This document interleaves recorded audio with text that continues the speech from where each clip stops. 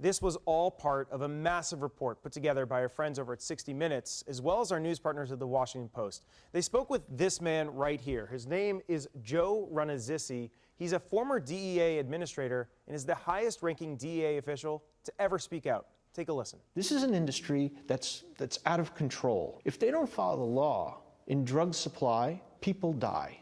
Harsh words from this former DEA admin, and his focus was on distributors. Essentially, they're the middlemen that ship pain pills from manufacturers to the drugstores where you could pick them up. He says the big three are Cardinal Health, McKesson, and Amerisource. Now, Ranazisi claims that they're turning a blind eye to these pills that are being diverted for illicit use. This is an industry that allowed millions and millions of drugs to go into bad pharmacies and doctors' offices that distributed them out to people who had no legitimate need for those drugs. What's worse, he says the DEA is less able to combat this trend than ever before. He says Congress passed a bill called the Ensuring Patient Access and Effective Drug Enforcement Act. In his words, this makes it virtually impossible for the DEA to freeze suspicious shipments of narcotics. And Ranazisi says lobbying is a big reason why this sailed through Congress. Take a look at this chart. It shows how much money we're talking about.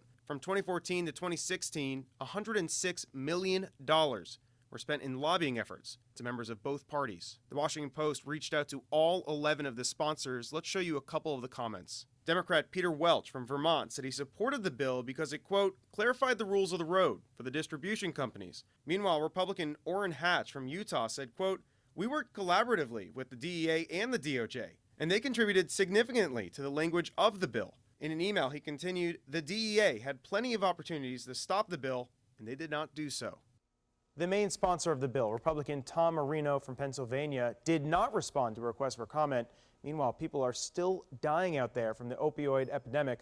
Some 200,000 Americans have died so far. Evan Koslof, WUSA 9.